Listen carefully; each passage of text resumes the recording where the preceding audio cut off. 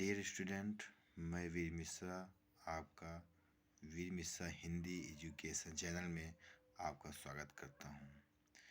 विद्यार्थियों, आप सबकी मांग के अनुसार हम छंद के लिए आज आपको पढ़ा रहे हैं और हमें आशा विद्यार्थियों आप इसको बहुत बेहतरीन ढंग से समझ कर कि आप आगे पढ़ेंगे ताकि आपको छंद पूरी तरह समझ में आ जावे और कभी यह न भूले। तो विद्यार्थियों, हम जल्दी शुरू करें क्योंकि परीक्षा पास में है और हम लेट कर नहीं सकते। विद्यार्थी, आपसे विनती है कि आप जो है हमारे चैनल को, अपने वीडियो को देखते हो लेकिन उसको लाइक नहीं करते हो, तो कृपया आप उसको लाइक भी कर दिया करें और देखा भी करें और अपने जो दोस्तों हैं आप उनको शेयर भी किया करें और सब्सक्राइब भी करें। तो चलो बच्चों, आज हम आपको छंद के बारे में शीघ्रता से पढ़ाते हैं। विद्यार्थी, सबसे पहले हमको यह समझना होगा कि छंद किसे कहते हैं। देखिए, छंद का जो शाब्दिक अर्थ होता है वह है बंधन। अर्थात हम जब कोई गीत पढ़ते हैं या हम दोहा पढ़ते हैं या सोठा पढ़ते हैं या रोला पढ़ते हैं या चौपाई पढ़ते हैं या कोई भी वैसी भी गीत हो गई, तो उस गीत में हमको कहाँ पे हमको रुकना है, कहाँ पे हमको उस गीत के आधार पर हमको अपने राग को बदलना है ना। तो उसमें जो गति के जो नियम होते हैं, कोई भी गीत हो गया वो बिल्कुल नियमबद्ध होता है।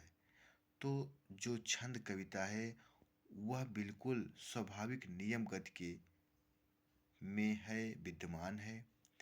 तो इस प्रकार से जो लय आदर्श के हमारे जो गति को जो एक रास्ता देते हैं उसी को छंद कहलाते हैं। मैंने आपको बता दिया, छंद का शाब्दिक अर्थ है बंधन। अर्थात हमें किसी भी पद्य में, गीत में कहाँ पे हमको विराम देना है, कहाँ पे हमको गति देना है। तो आदि नियम पर आधारित जब किसी की रचना की जाती है उसी को छंद कहते हैं।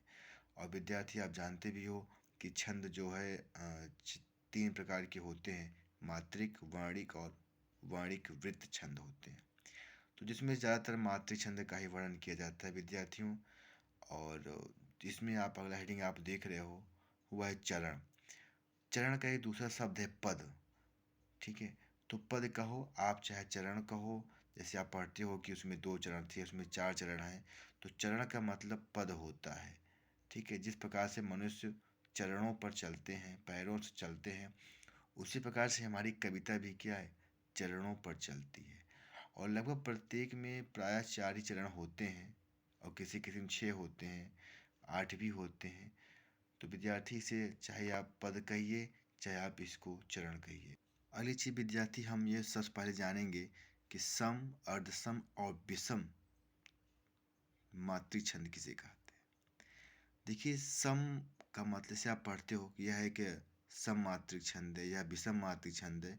तो सम मात्रिक छंद मतलब होता है कि उसके जितने भी चरण हैं सब में बिल्कुल एक ही बराबर मात्रा होगी। जैसे मान लीजिए अगर 13 है तो चारों में 13 होगा, बिल्कुल सम होगा। और अर्धसम उसे कहते हैं। अर्धसम का मतलब ही होता है आधा सम। अर्थात अगर उसका पहला चरण 11 है तो दूसरा चरण उसका 13 रहेगा, जैसे हमारे सोठा में और दोहा में होता है। इसको अर्धसम बोलते हैं। और विषम छंद उसे कहते हैं कि जिसमें 4 से अधिक चरण हों, जैसे 6 हों, और उसी को विषम कहते हैं। और अगला हेडिंग आप देख रहे हो गति है और यति है। गति किसे कहते हैं? हम कोई भी कविता गाते समय या पढ़ते समय, सुनते समय हम क्या करते हैं, उसको गति देते हैं। और यति मतलब होता है रुकना, आपको कहाँ पर विराम लेना है। कोई भी गीत की लाइन गाने के बाद आप कहाँ पर रुकोगे, इसी को यति कहते हैं। अब हम पढ़ेंगे छंदों के प्रकार। और आपको पता होगा, मैंने आपको बता दिया कि मातृ छंद के बारे में। यह क्लास बिल्कुल हाई स्कूल और कक्षा 12 के लोगों के लिए है। चलिए हम स्टार्ट करते हैं। पहला इसमें है चौपाई। चौपाई किसे कहते हैं, ध्यान सुनिएगा। चौपाई जो है सममात्रिक छंद है। मैंने आपको बता दिया सममात्रिक किसे कहते हैं। सममात्रिक मतलब क्या होता है कि उसके प्रत्येक चरण में, यानी कि उसके प्रत्येक पद में बिल्कुल एक ही प्रकार की मात्रा होगी। जैसे कि चौपाई में 4 चरण होते हैं, यानी 4 पद होते हैं, यानी 4 लाइन होती हैं। और प्रत्येक चरण में, प्रत्येक लाइन में 16-16 मात्राएं होती हैं। और प्रत्येक चरण में 16-16 मात्रा होती है, आपको इतना ही याद रखना है। और मैं आपको उदाहरण बता रहा हूँ जो सबसे सरल उदाहरण है। जैसे आप चौपाई पढ़ते हो, कुछ लोग गलती कर देते हैं, कुछ लोग गलती यहाँ पे ये करते हैं, कुछ बच्चे गलती करते हैं कि जैसे मान लो उनको चौपाई लिखने को आ गया, वो रामायण के कोई किसी एक लाइन को वो लिख देते हैं। जैसे मान लो लिख दिए कि मंगा भवन अमंगल हारी, दवाहु तस अजय बिहारी। ये 2 लाइन लिख देंगे, कहेंगे चौपाई तो है। ये बात उनकी सही है, लेकिन चौपाई का उदाहरण यह गलत है। क्यों गलत है? क्योंकि चौपाई में अगर आप रामायण की लाइन लिख रहे हो तो कम से कम आप 2 लाइन लिखिए, क्योंकि चौपाई में 4 चरण होते हैं।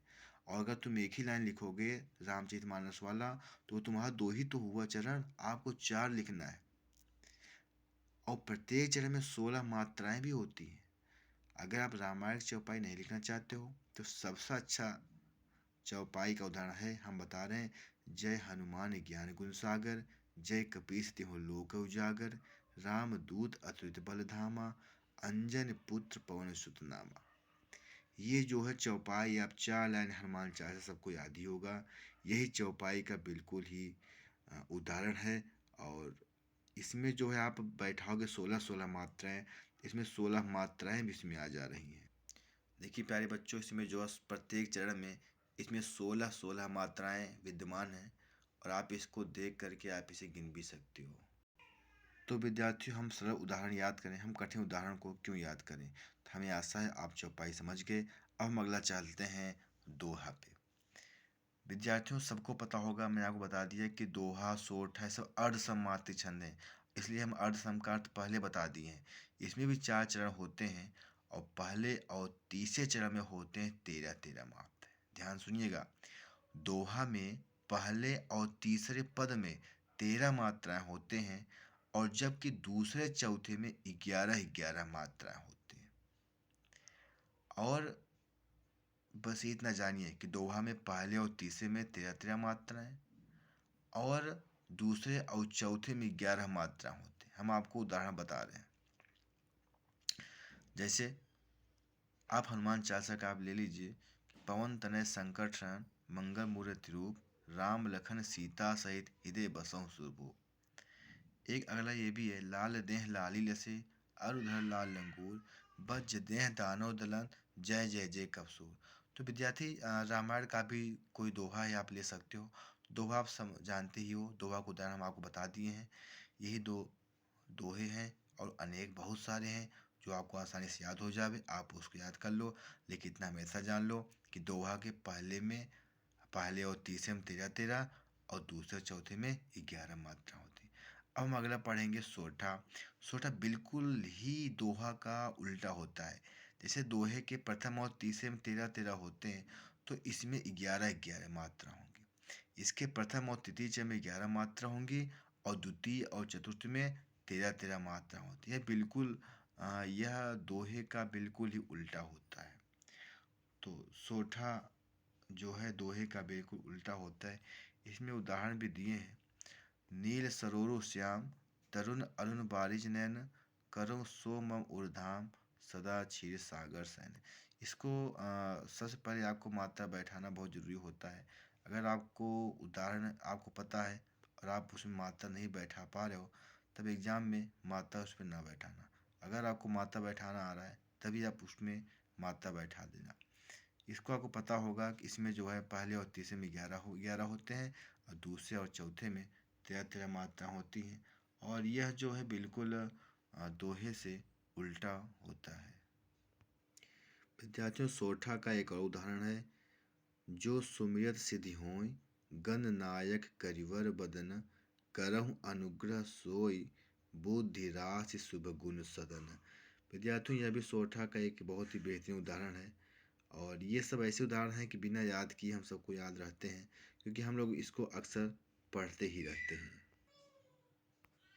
विद्यार्थियों, अगला आपका छंद है रोला। यह जो है सममात्री छंद है। सम मतलब क्या होते हैं? सभी चरणों में बराबर मात्राएं होंगी। यह सममात्री छंद है, और इसके चरण कितने होते हैं? 4 होते हैं। इसमें प्रत्येक पद में, प्रत्येक लाइन में 24-24 मात्राएं होंगी, और 11 और 13 मात्राओं पर क्या होगा? यति होगा। यति मतलब क्या होता है? रोक, आप विराम लोगे। अब 11 और 13 मात्राएं आप कह सकते हो, आप इसमें दो सोरठे का उदाहरण लिख दोगे तो आपका रोला तैयार हो जाएगा। क्योंकि सोरठे के उदाहरण में ही आपने पढ़ा कि 11 और 13 आते हैं, है ना। तो 11 13 सोरठा में आते हैं, तो दो सोरठे का उदाहरण आप इसमें लिख दोगे मिला करके, तो रोला आपका तैयार हो जाएगा। रोला इसके 4 चरण होते हैं, प्रत्येक चरण में 24-24 मात्रा होती हैं। 11 और 13 के बाद किसमें क्या आते हैं, यति आते हैं। आप इसमें देख लीजिएगा, को पापे ही पंचत्व प्रात सुनि जग जमगन धावत, बनि बनि बावन वीर बढ़त चौचंद मचावत, पै तकी ताकी लोथ तिप थका के तट लावत, नौ देव 11 होत 3 5 ही बिसरावत।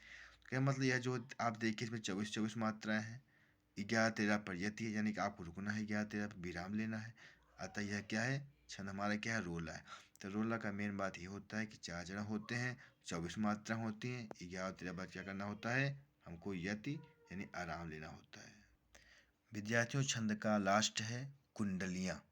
इंटर में इस बार कुंडलियाँ हैं और शायद रोला कटा हुआ है। तो देखो, यह जो कुंडलियाँ हैं विषम मातृ छंद है। मैंने बताया था विषम मातृ छंद किसे कहते हैं, कि जिसके चरण 4 से अधिक हों, 6 हों या उससे अधिक हों, तो वहाँ पे कुंडलियाँ होगा। और कुंडलियाँ क्या है, एक विषम मातृ छंद है, इसमें 6 चरण होते हैं। रोला में भी प्रत्येक पद में 24 मात्राएं होती हैं, और कुंडलियों में भी प्रत्येक चरण में 24-24 ही मात्राएं होती हैं। लेकिन इसमें एक उदाहरण में ऐसा लिखा जाता है, इसमें जो पहले की जो 2 लाइन होती है वह दोहा होता है, और दोहा के बाद में जो 4 लाइन लिखा जाता है वो रोला होता है। अर्थात हम एक दोहा जोड़ेंगे और एक रोला, दोनों को मिला करके कुंडलियाँ छंद बनता है। आप मेरी बात समझ गए होंगे। क्या करना है, कुंडली किसे कहते हैं, जिसमें शुरुआत में दोहा लिखा जाता है और बाद में 4 लाइन छंद, वो रोला छंद लिखा जाता है। इस प्रकार से हम दोहे को और रोले को जब जोड़ देते हैं तो कुंडलियाँ बन जाता है। दोहा हो गया 2 लाइन, बाकी वो 4 लाइन, टोटल मिला के 6 लाइन हो गए। तो विद्यार्थियों, 6 लाइन है, इसलिए इसको विषम मात्रिक कहते हैं। सभी 24 मात्राएं होते हैं। पहले हम दोहा होते हैं 2 लाइन में, और जो अगला पद है 4 लाइन का, वो रोला को मिला करके होता है। इस प्रकार से कुंडलियाँ छंद कहते हैं। जिस शब्द से इस छंद का प्रारंभ होता है उसी से इसका अंत भी होता है। बस इसका मेन पॉइंट यही आप जान लीजिए कि कुंडलिया में जो शब्द पहले अक्षर पर होगा वही शब्द लास्ट में। जैसे आप इसमें उदाहरण देख सकते हो कि साईं पहले लिखा गया है और साईं क्या है, बाद में भी है। ठीक है ना। आप पहले बता दिए कि दोहा और कुंडलिया मिलाने से, दोहा और रोला मिलाने से कुंडलिया बनता है। ठीक है। और यह जो है इसका पहला शब्द और अंतिम का शब्द बिल्कुल मिलते रहते हैं। तो विद्यार्थियों, इस प्रकार से आप बताइएगा यह वीडियो आपको कैसा लगा। आप कमेंट में इसको जरूर बताइएगा और आप इसको लाइक करिएगा। और बच्चों, कल के वीडियो में हम आपको संधि पढ़ाएंगे। विद्यार्थियों, हम कल के वीडियो में आपको संधि पढ़ाएंगे, और आप लोग संधि के बारे में अच्छे से कल के वीडियो में पूरी तरह से हम आपको बता देंगे। और जो भी अन्य तैयारी करने वाले बच्चे हैं वो भी उसमें संधि समझ जाएंगे, और संधि का वो कभी भी कोई भी क्वेश्चन वो गलत नहीं काट पाएंगे, ये मेरी गारंटी है। तो विद्यार्थियों, कल संधि का क्लास होगा, और आपको ये क्लास कैसा लगा आप इसको बताइए, और मन लगाकर आप पढ़ते रहिए।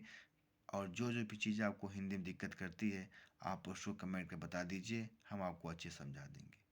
बहुत बहुत धन्यवाद।